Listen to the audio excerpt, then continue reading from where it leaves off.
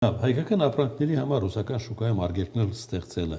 ինչի վրա է կառուցում Ռուսաստանը։ Ոչ մի բան, նույն ձևի պարադոքսալ, ոչ հաշվարկված, ավելի շուտ դա հետևանք է քաղաքական մոտեցումների։ То есть Ռուսաստանի քաղաքականության մտահոգությունների վախերի հետևանքով ինքը փորձում է ցույց տալ, որ իրենց երկին կան լծակներ, տնտեսական լծակներ, որ ինքը աշխատացնում է։ Պետք է սպասել նաև էներգետիկ ոլորտում լծակներ, ենթակառուցվածքների վերահսկողության ենթակա այն բոլոր ուղղություններում, որտեղ Ռուսաստանը ունի ազդեցություն եւ ունի լծակներ, ինքը աշխատացնելու է։ Եվ դա բնական է, այդ Ռուսաստանի ոչն է։ Հայկական Հայաստանի իշխանությունները պարտավոր են դա հաշվի առնել։ Ռուսաստանը միշտ այդպես իրան վարկն է, դրա համար այստեղ զարմանալու բան չկա իմ կարծիքով։ Հայ-ռուսական եւ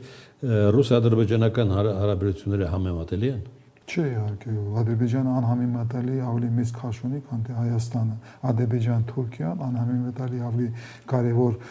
դերակատարներ են, քան թե Հայաստանը։ Մանավանդ այսօրվա Հայաստանը, որ ամեն ինչ անում։ Դրանով էլ բացատրվում է Ռուսաստանի վարքագիծը։ Իհարկե, որովհետև պետք է ուղղակի զուտ հաշվարկ է։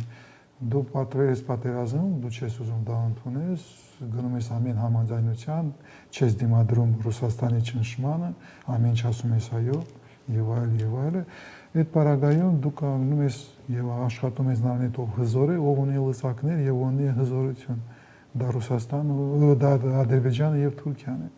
Դրա համար տեսնես նորից աքսիոմատիկ է ստացվում։ Հայաստանը կարող է դառնալ նորից դերակատար, որի խոսքը անցնում է եւ ինքը հզորանում է։